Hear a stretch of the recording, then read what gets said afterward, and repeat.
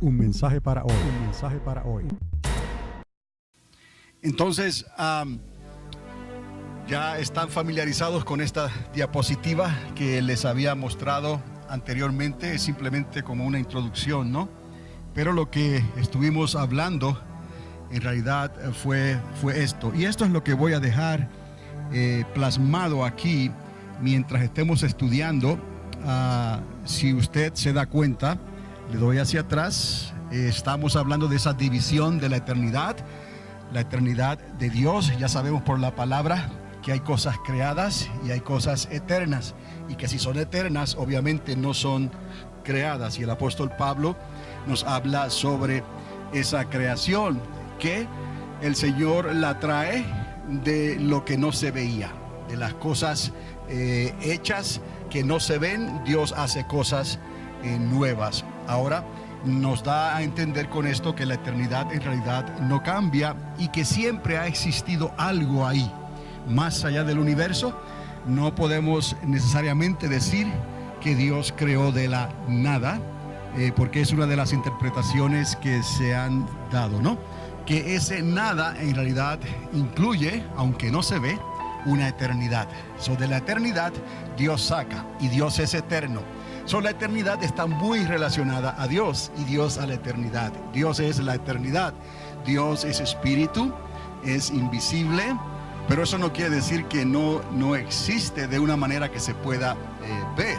Dios es soberano sobre todas las cosas, y Dios tiene atributos, y uno de los atributos que mencionamos anteriormente aquí es que Dios, porque lo dice la palabra, Dios es luz. Y sabemos entonces que la luz es energía también, y que la energía no se puede destruir. En las cosas creadas de Dios hay elementos, hablamos, eternos.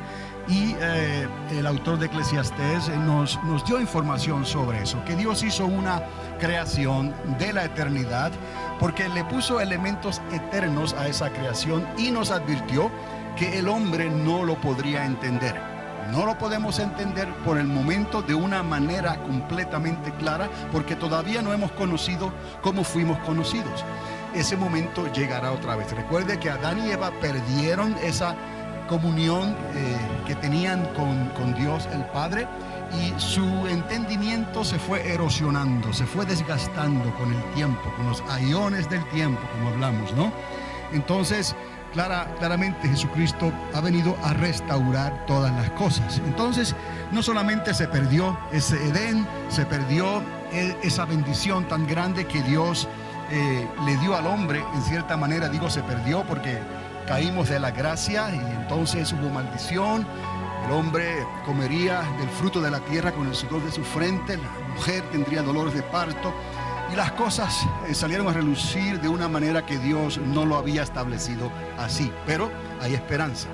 De ahí que viniera nuestro Señor Jesucristo, el unigénito Hijo de Dios, y Él vino a restaurar todas las cosas. Él es el que nos va a regresar a esa eternidad de antes, ¿no? No que haya dos eternidades, es la misma, pero hubo una pausa en el espacio y el tiempo que Dios creó, y ahí entonces acomodamos esa ventana de tiempo que la ciencia la llama de 14 billones de años, que es la edad del universo.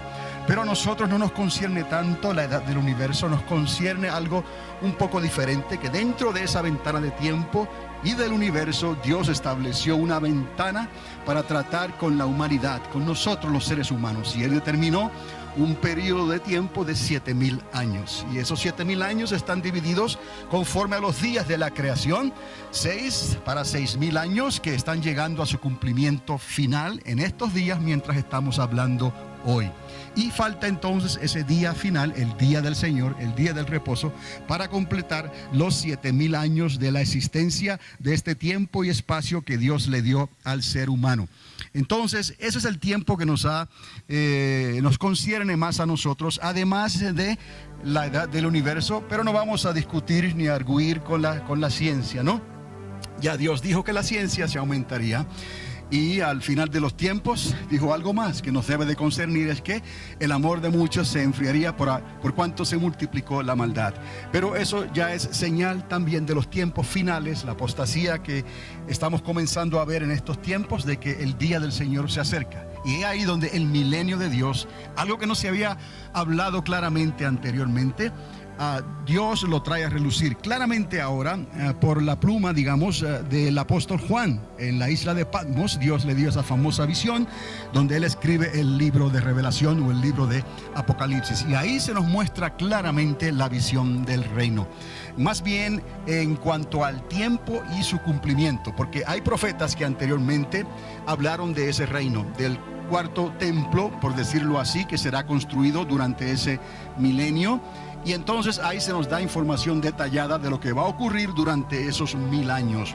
Pero nadie sabía el tiempo, nadie podía conectar esto hasta que Juan lo escribe en el libro de Apocalipsis. Y de eso hemos estado hablando. Esto se refiere a la eternidad de antes. Y entonces es lo que hemos estado hablando aquí. Y luego hay un pequeño cambio donde es la misma eternidad dividida, pero dice la eternidad de después.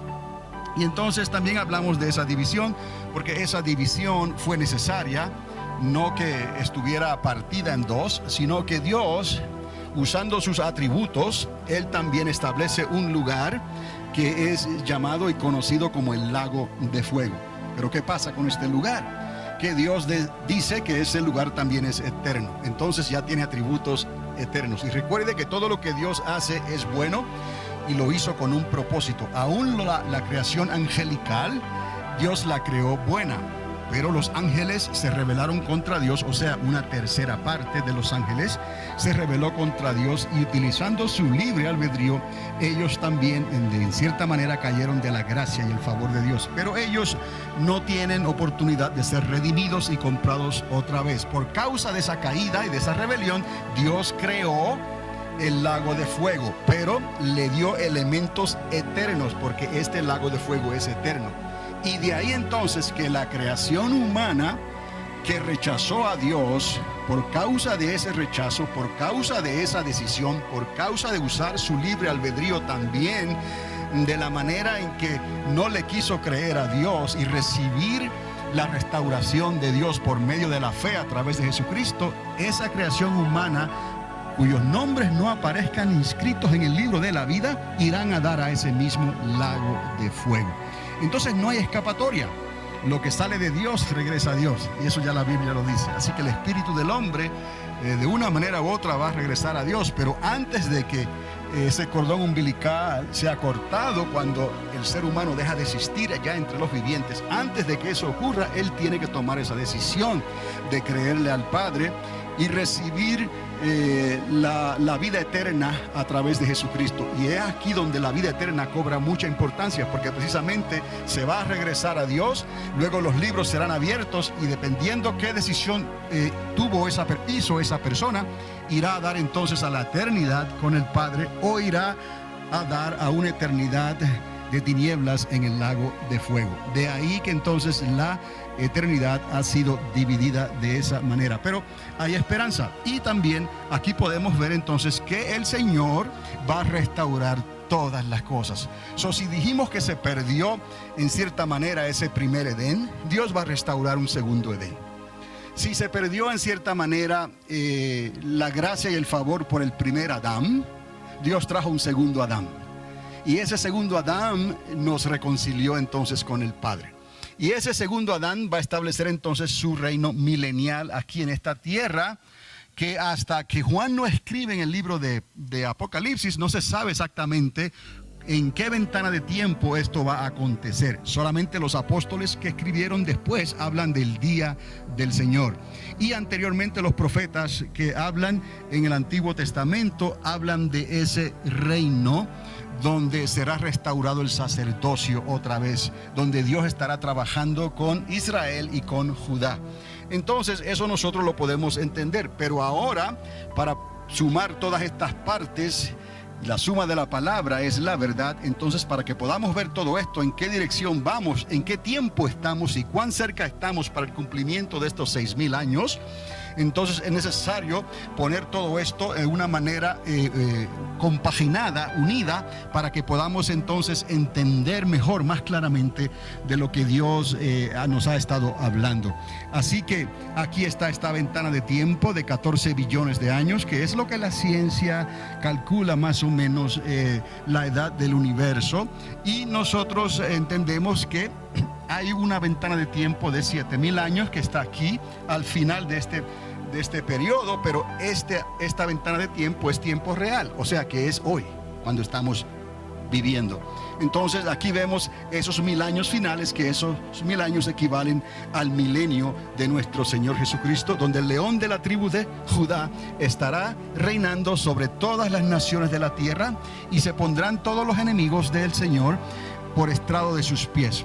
Aún así, Dios no les quita el libre albedrío. Lo único es que durante este milenio, el diablo, la serpiente antigua, el dragón, estará atado en el corazón de la tierra por 1,000 años. No habrá esa inclinación que es provocada por la tentación del maligno. Pero aún así, el diablo no necesita depender de esa inclinación que él puede influenciar con sus dardos de fuego, sino que el mismo hombre tiene la capacidad de hacer el mal, simplemente escogiendo equivocadamente y utilizando su libre albedrío. Eso no será quitado, pero sí será un milenio completamente diferente, porque no habrá la influencia del dragón, como hemos dicho, y es donde los animales y las bestias, las fieras del campo, no se atacarán ya las unas con las otras, y habrá paz, verdadera paz, durante ese reino milenial. Y al final de ese reino milenial, entonces es que vemos que Dios activa la nueva creación, cielos nuevos y tierra nueva, y vemos entonces cómo desciende la nueva Jerusalén, la ciudad dorada, y cómo entonces se manifiesta una nueva patria en un Sión, o un monte Sión diferente, donde habrá un río de Dios y un árbol de vida, eternamente y para siempre. Pero ahí vamos a detenernos en estos momentos, porque quiero entonces regresar al comentario que hice, que la información del tiempo en que iba a ocurrir, o los tiempos en que iban a ocurrir la manifestación del milenio de Cristo, estaba vedado, no estaba dado a la iglesia hasta los días de Juan el Bautista, Juan el Apóstol, en la isla de Patmos, donde él escribe en el libro de Apocalipsis y nos deja saber esa información. Así que estaremos viendo el libro de Hebreos, capítulo 11, y un poquito del 12 y del 13. Pero antes de llegar ahí, quiero recordarles que el libro de Apocalipsis concluye en los capítulos 21 y 22 con la nueva ciudad que le mencioné y la nueva patria, para los redimidos del Cordero. Y ahí también hay un recordatorio al final del libro de Apocalipsis, donde el Señor da una advertencia de que Él regresa pronto, regresa ya. Y Juan termina con la palabra declaración Maranata, ven Señor.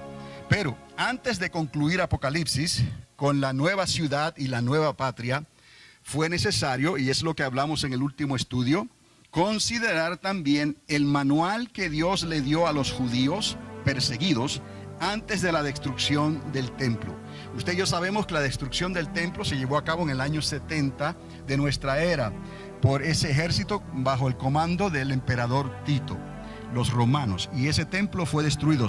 Las cartas que encontramos en los Nuevos Testamentos están divididas en cartas que se escribieron antes de la destrucción, antes del año 70, obviamente, y algunas, o quizás solamente el libro de Apocalipsis, que se escribió entonces después de la destrucción del templo. Esa división la tenemos clara.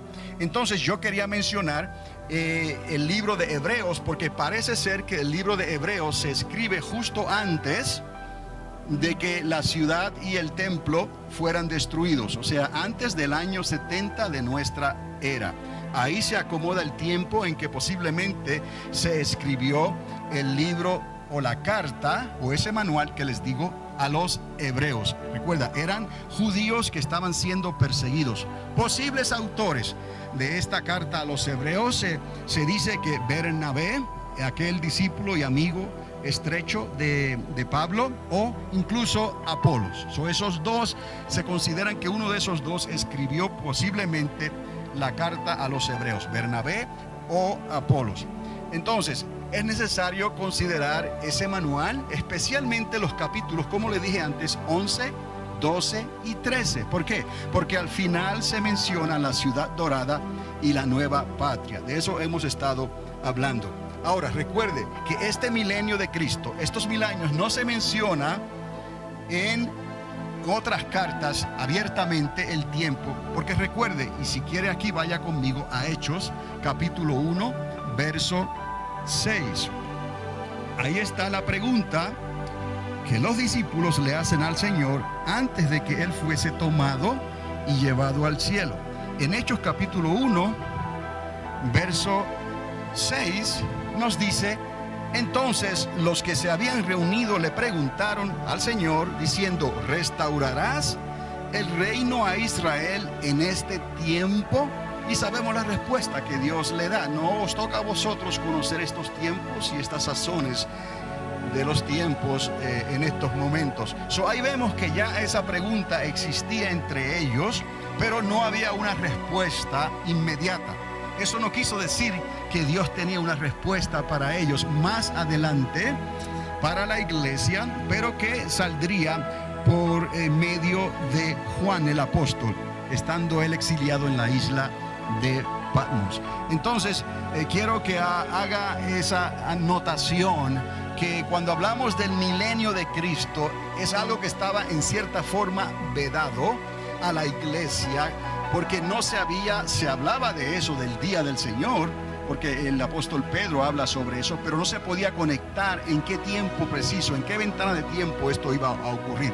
Cuando Juan escribe, entonces sí lo podemos ver, porque utilizamos los escritos de otro profeta antiguo, el profeta Daniel, donde él también habló sobre estos tiempos finales y habló sobre el primer anticristo antes de que Jesucristo viniera, para el tiempo de los griegos al final, en el año 167, 68 antes de nuestra era. Entonces esa información, y la que tiene Juan, nos ayuda a entender y a discernir estos tiempos en que se está hablando aquí para el cumplimiento de este milenio. Ahora, quisiera también hacer eco de las palabras del apóstol Pedro, y vaya conmigo a 2 de Pedro, capítulo 1, porque aquí hay algo que quiero leerles también. Y también, si es posible, el capítulo 3. No estamos hablando de mucho material en estos momentos. Simplemente quiero hacer eco a estas palabras del apóstol Pedro, porque creo que nos conciernen a nosotros hoy. 2 de Pedro 1:16. Y dice así la palabra del Señor: porque no os hemos dado a conocer el poder y la venida de nuestro Señor Jesucristo. Ya está hablando del retorno de Cristo. ¿Está conmigo? No os hemos dado a conocer el poder y la venida de nuestro Señor Jesucristo, siguiendo fábulas, ¿ves? Imaginaciones artificiales, ¿no? Sino como habiendo visto con nuestros propios ojos su majestad. Y en el caso de Pedro, él vio la majestad del Señor cara a cara. Entonces, pues cuando él recibió de Dios Padre honra y gloria, le fue enviada desde la magnífica gloria una voz que decía: este es mi Hijo amado en el cual tengo complacencia. Nos acordamos de ese momento en el río Jordán con Juan el Bautista, cuando Dios el Padre se manifiesta con voz audible y le deja conocer a los que estaban allí que ese era el Mesías, o la persona que Juan estaba predicando y hablando. Había una conexión entre Juan el Bautista, que vino a preparar el camino del Señor, y el Hijo de Dios. Entonces, continúo aquí en el versículo 18. Y nosotros oímos esta voz enviada del cielo cuando estábamos con él en el Monte Santo. tenemos también la palabra profética más segura, a la cual hacéis bien en estar atentos como a una antorcha que alumbra en lugar oscuro. Esta palabra profética es la palabra escrita. Quiere decir que lo que ellos oyeron fue un testimonio, una voz audible, un testimonio entre ellos. Pero usted sabe que esas cosas también se van olvidando con el tiempo, ¿no? Entonces el apóstol Pedro dice, tenemos aún la palabra profética más segura. ¿Por qué? Porque está escrita, a la cual hacéis bien en estar atentos como a una antorcha que alumbra en lugar oscuro hasta que el día esclarezca y el lucero de la mañana salga en vuestros corazones. Entendiendo primero esto, dice Pedro, que ninguna profecía de la Escritura es de interpretación privada. Si vamos a hablar, tenemos que buscar el paquete completo, responder a las preguntas, utilizar la fórmula que Dios nos dio. La suma de la palabra es la verdad. Y entonces podemos y tenemos un argumento. Y tenemos información que es dada claramente, está interpretada por un ángel, está interpretada por ellos mismos, por el Señor, o es información que es circunstancial, que la utilizamos y en base de esa información llegamos a una conclusión. Continúo en el versículo 21. Porque nunca la profecía fue traída por voluntad humana, sino que los santos hombres de Dios, separados para Dios, hablaron siendo inspirados ¿por quién? Por el Espíritu Santo. Después de todo esto, el agente central y especial, porque Dios, el anciano de días, está en su trono. Jesucristo, su unigénito Hijo, está a su diestra, está intercediendo por nosotros, obviamente. Pero ¿quién es Dios que está aquí entre nosotros? El Espíritu Santo, el Espíritu de Cristo, que es el Espíritu de la profecía. Por eso es que dice la palabra, a Él oíd. Escuchad lo que el Espíritu Santo le está hablando a quién, a la iglesia, que es el cuerpo de Cristo en esta tierra, siendo Cristo la cabeza. Entonces estamos conectados en ese cuerpo los unos. Un mensaje para hoy. Un mensaje para hoy.